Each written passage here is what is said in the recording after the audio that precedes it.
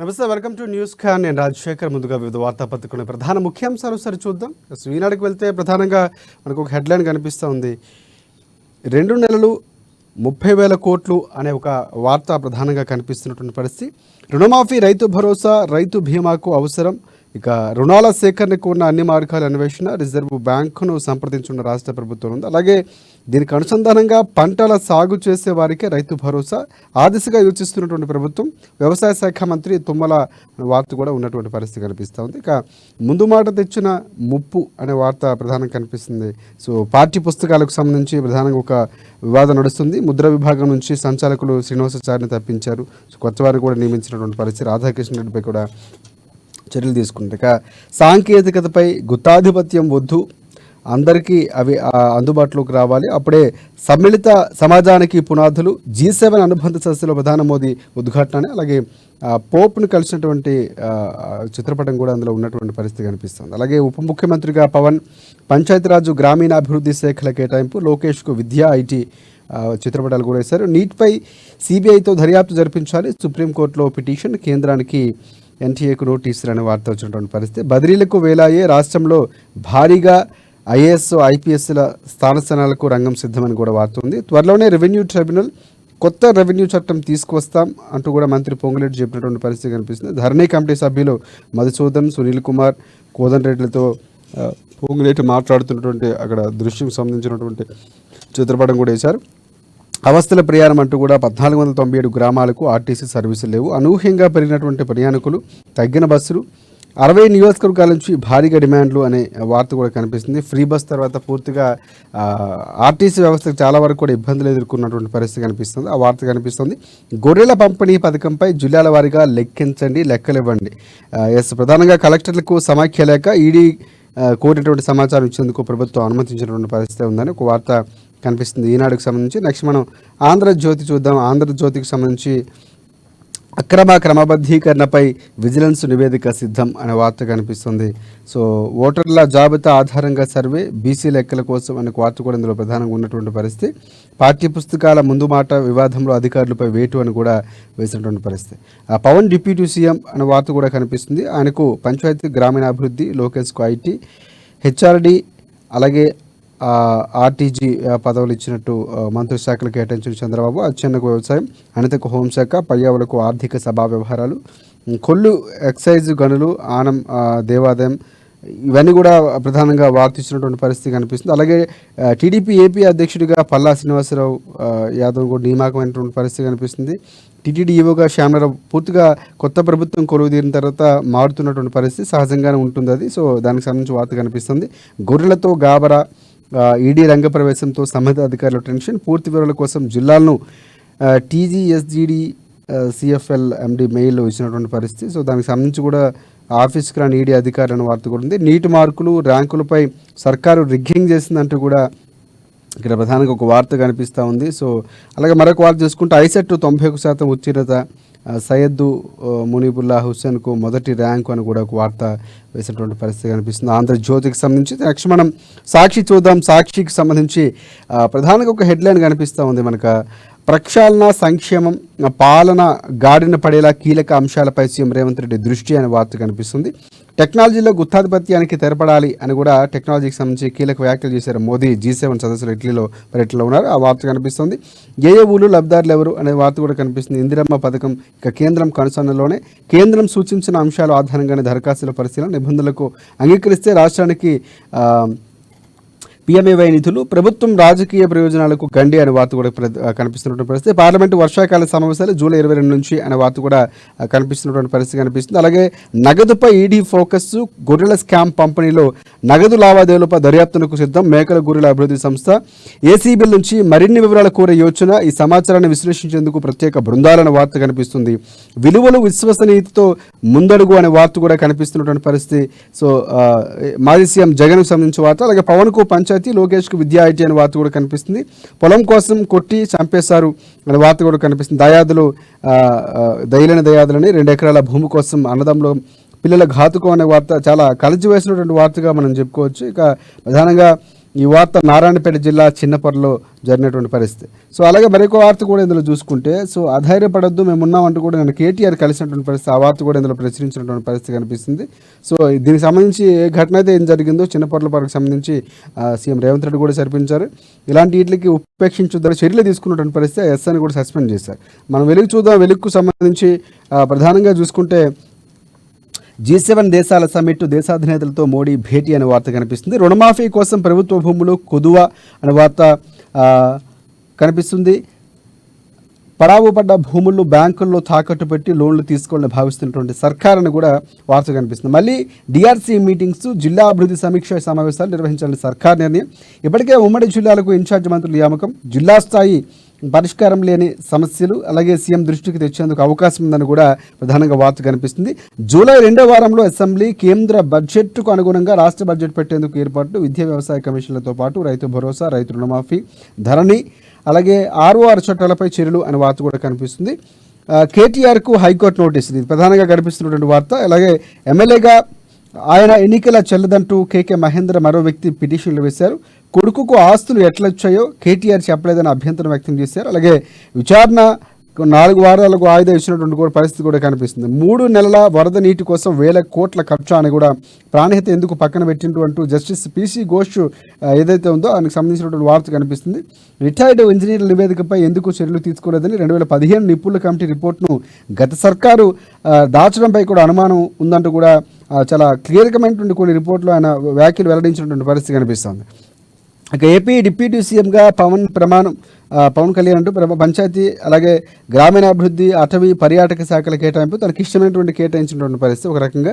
So అన్ని రంగాలకు Hyderabad world destination.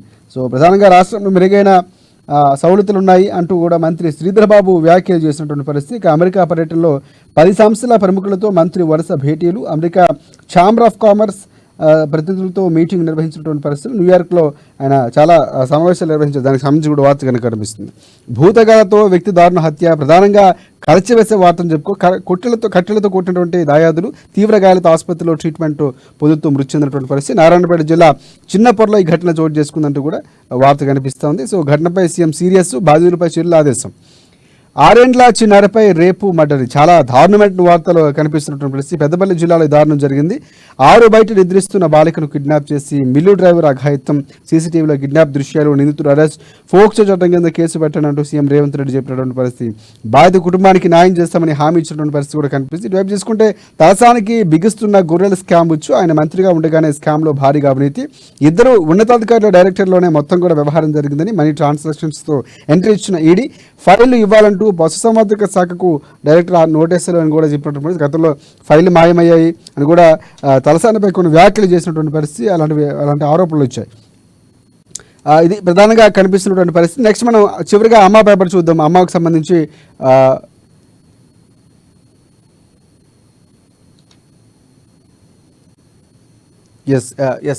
ఇవి ప్రధానంగా వార్తాపత్రికలు.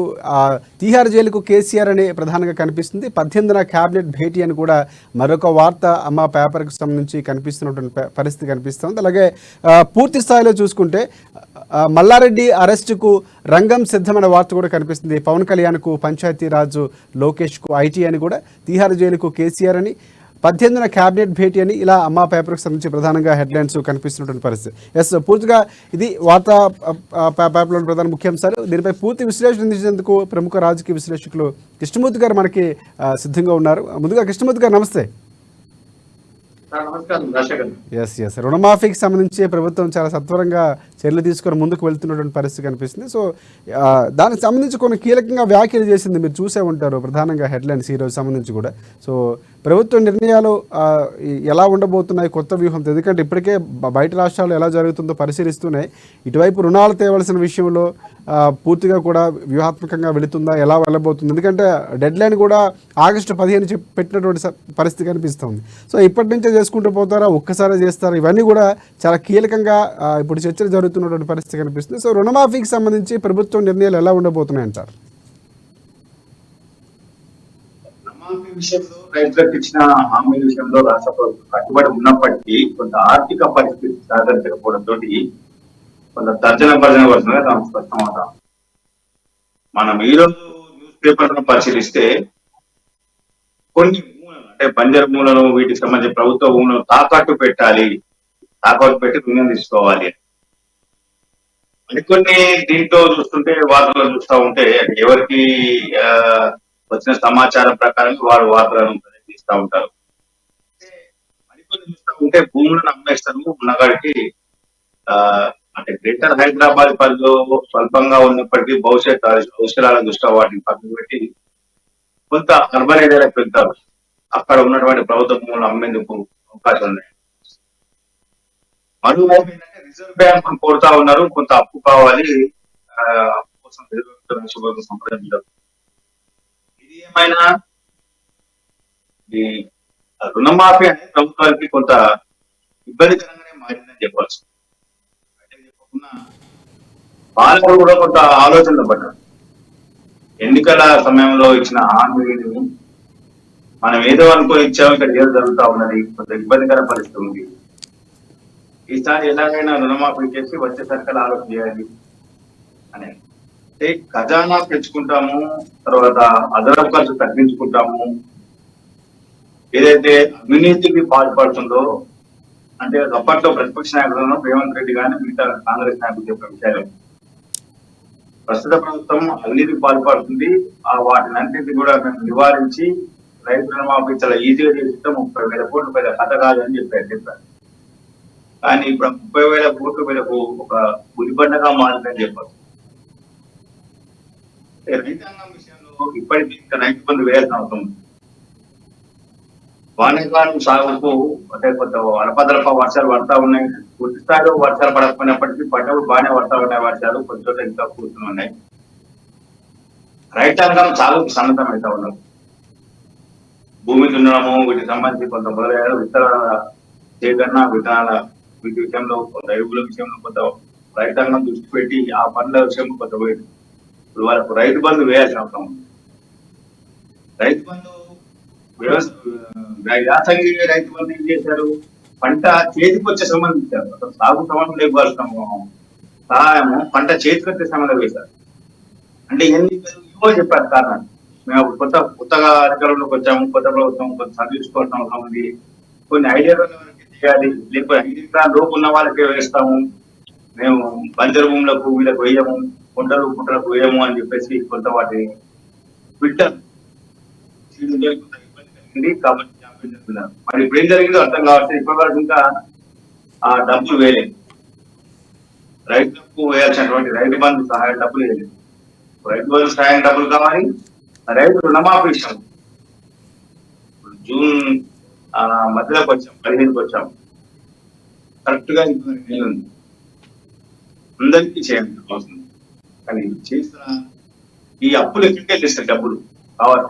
ఖజానా ఖాళీగా ఉన్నది. వాస్తవానికి అవుట్ సోర్సింగ్ కానీ కాంట్రాక్ట్ ఎంప్లాయీస్ కొన్ని శాఖల వరకు అసలు డబ్బులు ఇంకా జీతాలు చెల్లించలేదు. ఈ నేపథ్యంలో ఇది ఒక కత్తిమీద సాములాగా మారింది ప్రభుత్వానికి రైతు రుణమాఫీ చెల్లించడం. నిన్నే మనం చూసాం, నాగర్ కర్నూలు జిల్లాలో ఒక రైతు రుణం చెల్లించలేదని బ్యాంకర్కి వెళ్ళి ఆ రైతు పొలంలో ఎర్ర జెండాలు పడతారు. మనం బ్యాంకర్స్ ఏమో రైతుల మీద ప్రెషర్ చేస్తా ఉన్నాం.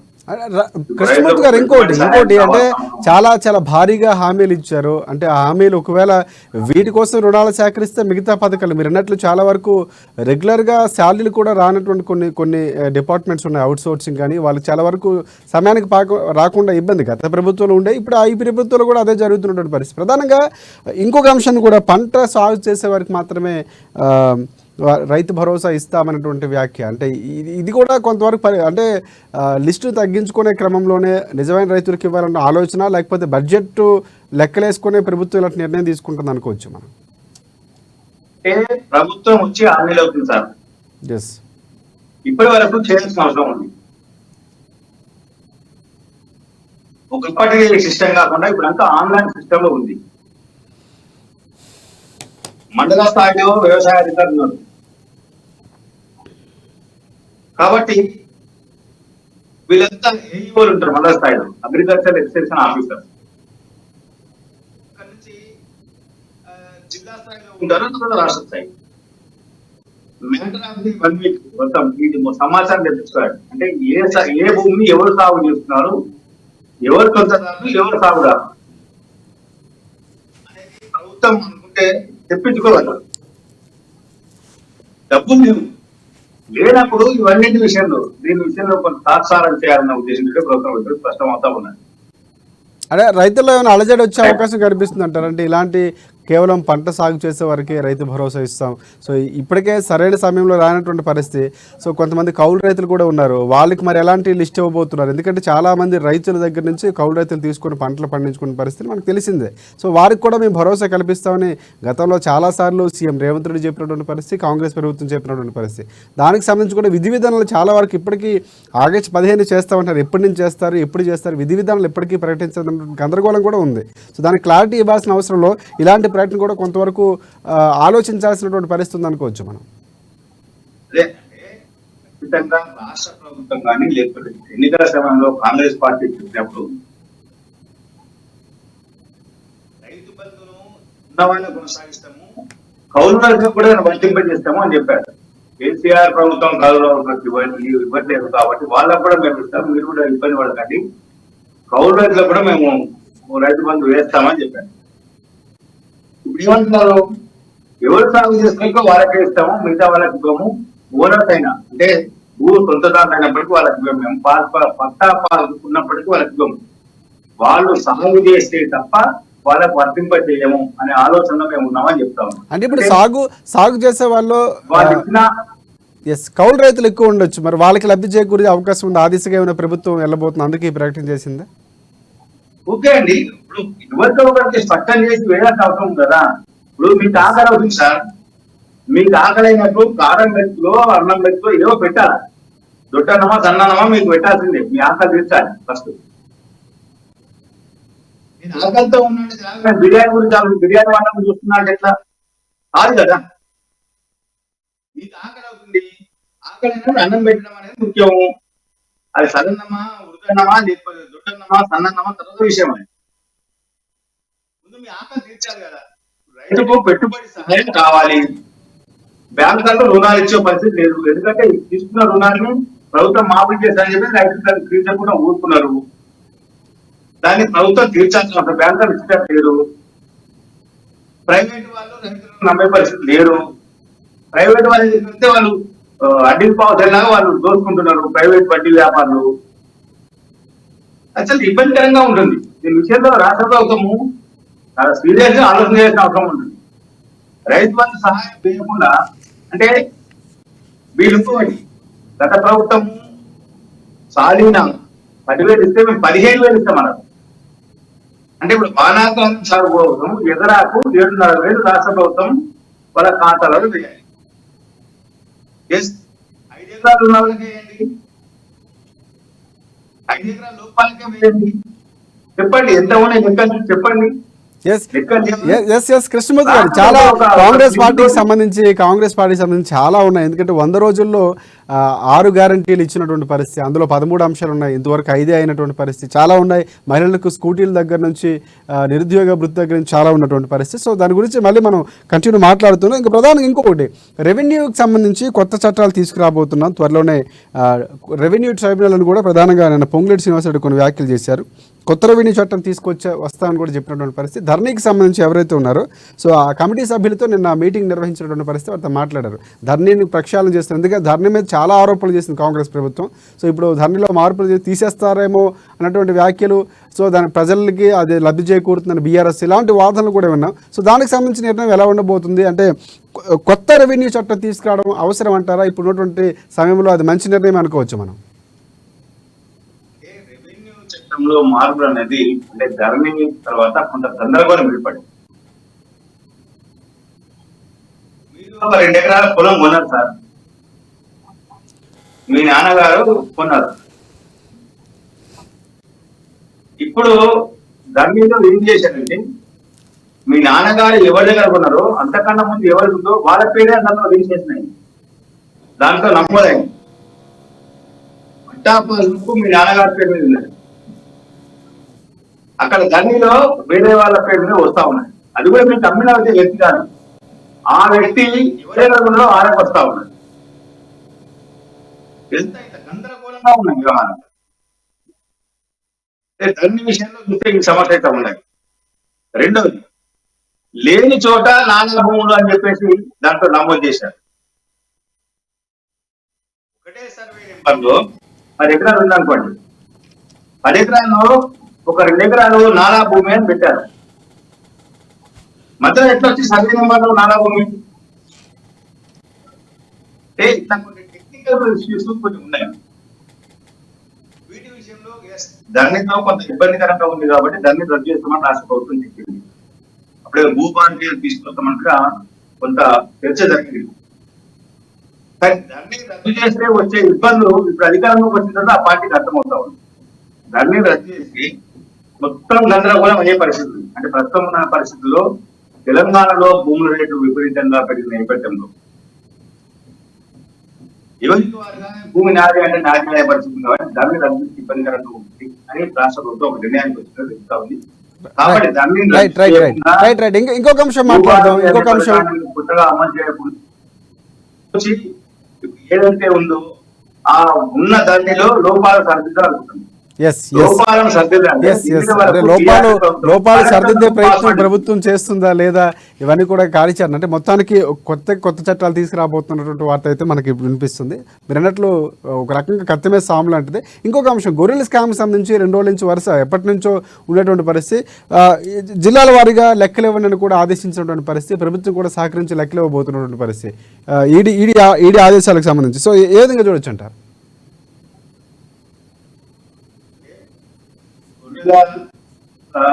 యూనిట్ పంపకంలో కొంత స్కామ్ జరిగిందని చెప్పేసి రాష్ట్ర ప్రభుత్వం స్పష్టంగా భావిస్తుంది. కాబట్టి ఏసీబీ వాస్తవానికి ఈడీ ఎప్పుడు వచ్చింది? ఏసీబీ కేసు నమోదు చేసి ఏసీబీ విచారణ అనంతరం ఏసీబీ ఒక 8-10 మంది అధికారులను అరెస్ట్ చేసి విచారించిన తర్వాత వాళ్ళు తేల్చారు ఏమని. ప్రాథమికంగా వాళ్ళ దగ్గర ఉన్న ఇన్ఫర్మేషన్ కానీ నిందితులను అంటే అరెస్ట్ చేసిన వాళ్ళను ప్రశ్నించిన తర్వాత వచ్చిన సమాచారం ఆధారంగా మొత్తం లెక్క చూసిన తర్వాత సుమారు 700 కోట్ల నష్టం వచ్చింది. వీళ్ళు అంటే కుంభకోణం జరిగింది. 700 కుంభకోణం చేశారు. రాష్ట్ర ప్రభుత్వం ఖజానా 700 కొల్లగొట్టారు. ఈ మొత్తం మీడియేటర్స్ టెస్ట్ ఆ శాఖలో ఉన్న కొంతమంది అధికారులు, కొంతమంది దళారులు వీళ్ళందరూ కలిసి అని చెప్పేసి ఏసీబీ తేల్చింది. అప్పుడు ఈడీ దీని మీద దృష్టి పెట్టింది. 700 కోట్లు అంటే ఖచ్చితంగా కొంత నిధులు గోల్మాల్ జరిగింది. భారీ ఎత్తున ఆర్థిక లావాదేవీలు, కొంత అక్రమ మార్గాల్లో ఆర్థిక లావాదేవీలు జరిగాయి. ఈడీ పూర్తి స్థాయిలో సమాచారం అండి. వాస్తవానికి రాష్ట్ర ప్రభుత్వ దర్యాప్తుతోటే ఇదంతా బయటపరిచింది, దాంట్లో అనుమానం లేదు. ఇప్పుడు ఈడీ అడిగిన సమాచారం, ఈడీ దీంతో సమాచారం అడిగింది. సమాచారం ఏమన్నారు? ఇది మంచి పరిణామం. అంటే అక్రమ మార్గాల్లో ఎవరైతే సంపాదిస్తారో, ప్రభుత్వం ఖజానాను ఎవరైతే కొల్లగొట్టేందుకు ప్రయత్నిస్తారో వాళ్ళ మీద ఖచ్చితంగా రాష్ట్ర ప్రభుత్వం చర్యలు తీసుకుని సిద్ధంగా ఉంది అన్న విషయాన్ని ఈ పరిణామంతో రాష్ట్ర ప్రభుత్వం చెప్పబోతుంది, చెప్పింది అన్న విషయం స్పష్టం అవుతా ఉన్నది. ఎందుకంటే ఇంకా కొంత దర్యాప్తు జరగాల్సిన అవసరం ఉంది. దర్యాప్తు జరిగినప్పుడు మరికొంతమంది పెద్ద సలహాలు, కొంత మీరు అన్నట్లు అధికారులు ఈ నివేదిక వచ్చాక అధికారులకి మరింత సమాచారం అందాక చర్యలు కూడా వెళ్ళబోతున్నాయి. ఎక్కడి నుంచి ఆ రూట్ ఎక్కడ, ఆ బినామీలు ఎవరు లేకపోతే ఏంటి అనేది కూడా ప్రధానంగా చాలామంది అందులో తలసాలంటి నేతలు కూడా ఉండబోతున్నారు. ఇంకొక వార్త, కేటీఆర్కు అంటే చాలా వరకు కూడా కాంగ్రెస్ ప్రభుత్వం వచ్చాక గత ప్రభుత్వంలో శ్వేతపత్రాలు విడుదల దగ్గర నుంచి ఏమేం జరిగాయో ప్రజలకు చెప్పే ప్రయత్నం చేస్తుంది. కేటీఆర్కి సంబంధించి హైకోర్టు నోటీసులు ఇచ్చినటువంటి పరిస్థితి కనిపిస్తుంది. కేసీఆర్కు వైపు వచ్చినటువంటి పరిస్థితి. ఇప్పుడు కేటీఆర్కి అంటే ఎలా ఉండబోతున్నాయి పరిణామాలు? అంటే ఆయన ఎన్నికల అఫిడవిట్లో కొన్ని తప్పులు ఇచ్చారని వేసినటువంటి వాద్యం ప్రకారం ప్రధానంగా వచ్చినటువంటి పరిస్థితి కనిపిస్తుంది. హైకోర్టు నోటీసులు ఏ విధంగా చూడొచ్చు అంటారు?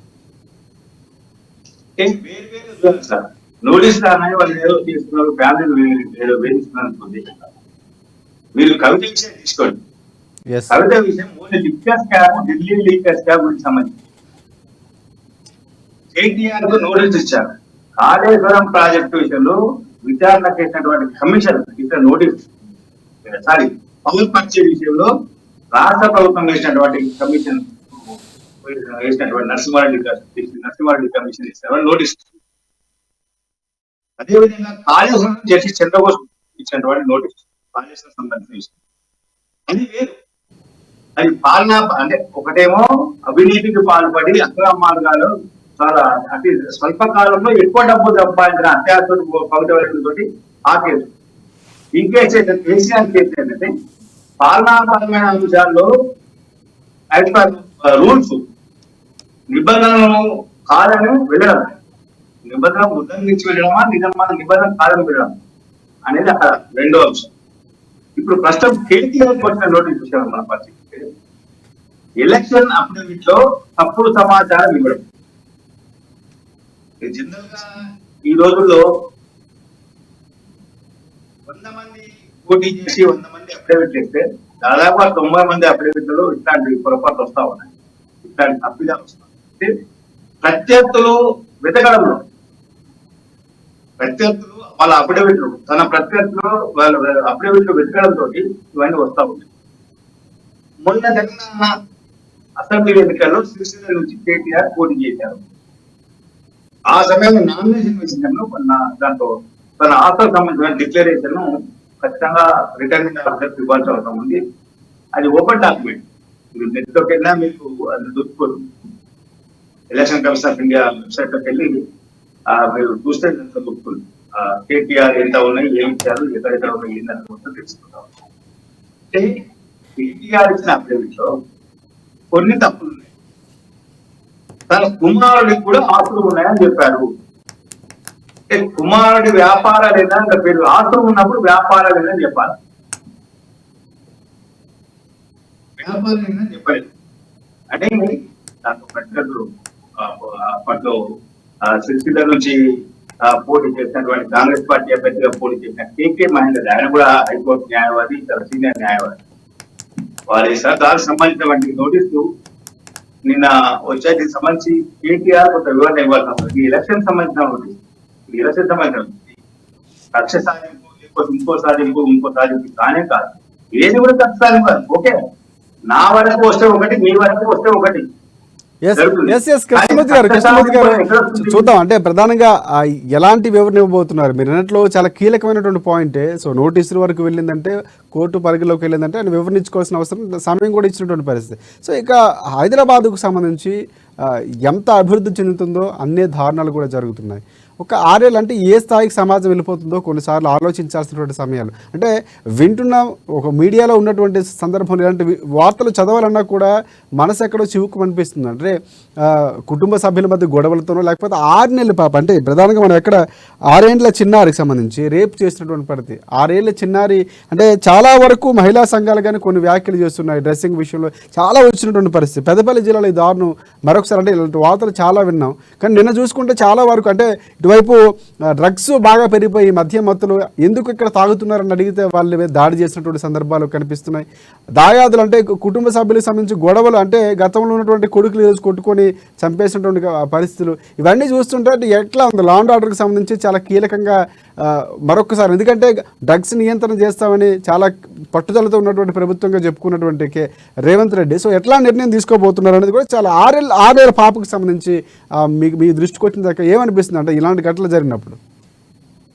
ఇలాంటి సంఘటనలు జరగడం అత్యంత దురదృష్టకరం. చిన్నారుల మీద అఘాయిత్యాలకు పాల్పడినటువంటి వాళ్ళను బహిరంగంగా గురి చేస్తారు. చేస్తేనే బాహ్య ప్రపంచంలో మళ్ళీ ఇట్లాంటివి జరగకుండా, అంటే ఇట్లాంటి ఎవరైనా మనసులో ఆలోచన రాకుండా చేయాలి. దుర్మార్గమైన పరిస్థితి అంటే మరి న్యాయమైన శిక్ష. వాస్తవానికి ఇట్లాంటి చోటు చేసుకోవడం చాలా దురదృష్టకరం, బాధాకరం కూడా. ఇక గంజాయి వాస్తవానికి రాష్ట్రంలో శాంతి భద్రత విషయంలో పోలీసులు కొంత నిర్లక్ష్యం వహిస్తుందేమని అనుమానం వస్తారు. బెదిరిస్తే బెదిరిపోయిన వారి మీద పోలీసులు పడతా ఉన్నారు. లేని అంశాలను తెరపై తీసుకొచ్చి వాళ్ళని బెదిరించే పోలీసులు శాఖ పనిచేస్తుందేమని అనుమానం వస్తా ఉంది. చిబుత్రం కౌన్సిలింగ్ అని పెట్టారు. అంటే రాత్రి పూట 9, 10 దాటిన తర్వాత ఇళ్ల ముంగడ కూర్చోవడం కానీ, లేకపోతే షాప్ల ముంగడ ఉన్న ప్లాట్ఫామ్ మీద కూర్చొని బాతాకాయం వేయడము, లేకపోతే ఇంకేదో సీరియల్ తాగడమో, ఇంకేదో మందు తాగడమో, లేదంటే ఇంకేదో ముచ్చట పెట్టుకోవడమో వీటికి వాళ్ళందరినీ పోలీస్ స్టేషన్ తీసుకెళ్లి వాళ్ళ పేరెంట్స్ పిలిపించి వాళ్ళ కౌన్సిలింగ్ చేసి పంపించడం. ఇది కొంత వరకు పాత పరిస్థితిలో ఇప్పుడు అమలవుతుంది. కొన్ని చోట్ల అది కూడా, అన్ని చోట్ల కాదు, అది కూడా అన్ని చోట్ల ఒక వర్గం మెజారిటీగా ఉన్న ప్రాంతాల్లోనే పోలీసులు కన్నెత్తి చూడరు. ఇక్కడ మనం గమనించాల్సింది, ఒక వర్గం మెజారిటీగా ఉన్న చోట ప్రాంతానికి పోలీసులు అటువైపు వెళ్ళదు. అటువైపు వ్యాన్ వెళ్ళాక నెలకొద్ది కూడా వెళ్ళలేదు, ఒక్కసారి అక్కడ అటువైపు వ్యాన్ వెళ్ళదు. ఎందుకంటే వాళ్ళు అవుతుంది లేదని వాళ్ళు చెప్తారు, వీళ్ళు పోలేరు కూడా. పోయిన తర్వాత ఏమైనా చిన్న న్యూసెన్స్ అవుతుంది, ఎందుకు లేని ఇబ్బంది. అంటే అలా కృష్ణమూర్తి గారు ఒకటి అంటే ఒక వయసులో ఉన్నటువంటి వారిను, లేకపోతే వాళ్ళని తీసుకెళ్ళిపోవడం, లేకపోతే ఏమైనా అఘాయిత్యం చేయడం, అత్యాచారాలు చేయడం అనేది ఒక యాంగిల్. కానీ 6 ఏళ్ల పిల్లపై అంటే ఇలాంటి సంఘటనలు చూసుకుంటే అంటే మానసిక పరిస్థితి ఎలా ఉంది, సమాజంలో ఉన్నటువంటి పరిస్థితులు ఎంత ప్రభావితం చేస్తున్నాయి అంటే ఇవన్నీ ఒక చిన్న పిల్లని తీసుకోవాలని కూడా తల్లిదండ్రులు ఒక రకంగా ఇబ్బంది పడతారేమో. బయట చదువులకు పంపిస్తున్నారు, ఎక్కడెక్కడో ఉపాధ్యాయులకు కూడా అలాంటి బుద్ధులు వస్తున్నటువంటి పరిస్థితి, ఎక్కడికెళ్ళా సెక్యూరిటీ లేనటువంటి పరిస్థితి కనిపిస్తుంది. సో మరింత కట్టుదిట్టంగా అంటే ఇలాంటివి జరిగినప్పుడు వారికి శిక్షలు సరిగ్గా పడితే ఒకవేళ భయపడైనా కొంతవరకు ఈ నేరారోపణలు అనేవి లేకపోతే నేరాల సంఖ్య తగ్గే అవకాశం ఏమైనా ఉందంటారా? అంటే ఇట్లాంటి కేసుల విషయంలో ఫాస్ట్ ట్రాక్ కోర్టులను ఏర్పాటు చేసింది. నిందితులను త్వరగా విచారించి వాళ్లకు శిక్ష పడే విధంగా రాష్ట్ర ప్రభుత్వం యంత్రాంగం ఏర్పాటు చేయాల్సిన అవసరం ఉంది. గతంలో భువనగిరి మండలంలో చేసిన ఒకటి అతనికి శిక్ష పడే విధంగా fast track with in 3 months లో శిక్ష పడేది.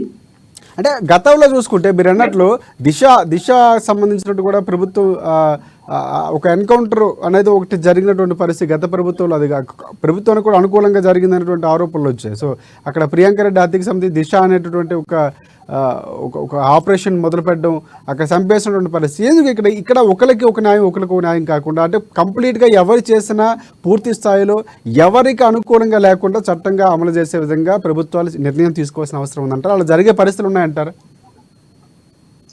ఒకటి విచారణ తొందరగా జరగాలంటే ఎవిడెన్స్ సేకరణ అనేది చాలా ముఖ్యం అండి. కోర్టు సాక్ష్యాధారాలను కోరుతుంది. మనం చూసాం మంచి కేసులు ఖచ్చితంగా శిక్ష పడుతున్న కేసులు కూడా చివరి కోర్టు మొత్తానికి కొట్టే కేసు క్లోజ్ చేసిన సంఘటన చూసాం. సాక్ష్యాధారాలు ప్రవేశపెట్టడంలో పోలీసు శాఖ కాస్త చురుగ్గా వ్యవహరించాల్సిన అవసరం ఉంది. అంటే కొన్ని సందర్భాల్లో పోలీసులు కూడా కేసులలో నిర్లక్ష్యం వహించే అవకాశం ఉంది. ఫర్ ఎగ్జాంపుల్ ఒక ప్రజాప్రతినిధి ఒక వర్గాన్ని కించపరిచే విధంగా మాట్లాడిన వాళ్ళ కేసులో అది బాహ్య ప్రపంచంలోకి వైరల్ అయిపోయింది సోషల్ మీడియాలో. కృష్ణమూర్తి గారు చివరిగా కంక్లూడ్ చేయాలంటే ఎలాంటి నిర్ణయాలు ఉంటే బాగుంటుంది అంటారు ప్రభుత్వానికి కానీ లేకపోతే ఇటువైపు లా అండ్ ఆర్డర్ కానీ? చివరి కంక్లూడ్ చేయండి. కఠినమైన చట్టాలు రావాల్సి వస్తుంది. కొంత ప్రస్తుతం ఉన్న చట్టంలో కొంత మార్పు చేయాల్సిన అవసరం ఉంటుంది. కొంత కేంద్ర ప్రభుత్వం మొన్న అంటే ఒక ఎలక్షన్ కన్నా ముందు పార్లమెంట్ లో కొన్ని బిల్లులను కొంత పోలీసు సంస్కరణల విషయంలో బిల్లులు మార్చడం, పోలీస్ యాక్ట్ లో మార్పు తీసుకొచ్చి కొంత వాటిని మార్చడము, వాటి పేర్లను కూడా మార్చడం ఇవన్నీ చేసి ఇంకా కొంత ఇట్లాంటి సంఘటన జరిగినప్పుడు వెంటనే నిందితులను శిక్ష పడే విధంగా చేస్తే కొంత భయపడే వాళ్ళకు కూడా భయంకరమైన శిక్షలు వేయమన్నారు. రైట్ బహిరంగంగా గురివేయడమా ఇంకా ఇట్లాంటి శిక్షలు ఇస్తే కొంత మిగతా వాళ్ళు కొంత భయపడే ప్రమాణం ఉంటుంది. కొంత ఆలోచనలు ప్రజల్లో రావు అనమాట ఆలోచనలు. అంటే దానికి అడ్డుకట్ట వేసేలాగా చట్టాలు తీసుకురావాల్సిన అవసరం ఉంది. మీరు అన్నట్టుగా చట్టాల్లో మార్పు వస్తే తప్ప ఇవి నియంత్రించే అవకాశం అయితే లేదు. అందరి నుంచి వినిపిస్తున్నమాట కేంద్ర రాష్ట్ర ప్రభుత్వాలు కూడా తీసుకువెళ్ళాలని కోరుకుంటున్నారు. రైట్, థ్యాంక్ యూ కృష్ణమూర్తి గారు. ఎస్, ప్రధానంగా చాలా వరకు కీలకంగా ఇలాంటి అంశాలు వచ్చినప్పుడు చట్టాలపైన అందరికీ వస్తుంది, చట్టాల్లో మార్పు రావాలని మాట్లాడుతూ ఉంటారు. నిజంగా భవిష్యత్తులో అలాంటి పరిణామాలు రావాలని మనం కూడా కోరుకుందాం. శిక్షలు కఠినంగా పడితేనే మార్పు వస్తుంది. అంటే దండించడంలో ఎలా అయితే పెద్ద పాత్ర పోషిస్తుందో కేంద్ర రాష్ట్ర ప్రభుత్వాలు, చట్టాలు ఇవన్నీ కూడా అనుకూలంగా ఉన్నటువంటి పరిస్థితులు ఉన్నాలు ఇవాళ జరుగుతూనే ఉంటాయనేటువంటి నానుడు ప్రజల్లో ఉంది. సో ఇలాంటి మార్పులు రావాలని మనం కూడా కోరుకుందాం. థ్యాంక్ యూ కృష్ణమూర్తి గారు, మీ విశ్లేషణ అందించేందుకు ప్రత్యేకంగా ధన్యవాదాలు. ఇది ఇవాళ న్యూస్ క్యాన్. రేపటి న్యూస్ క్యాన్లో మళ్ళీ కలుసుకుందాం. అంతవరకు చూస్తూనే ఉండండి అమ్మా న్యూస్, నిజం కోసం జనం కోసం.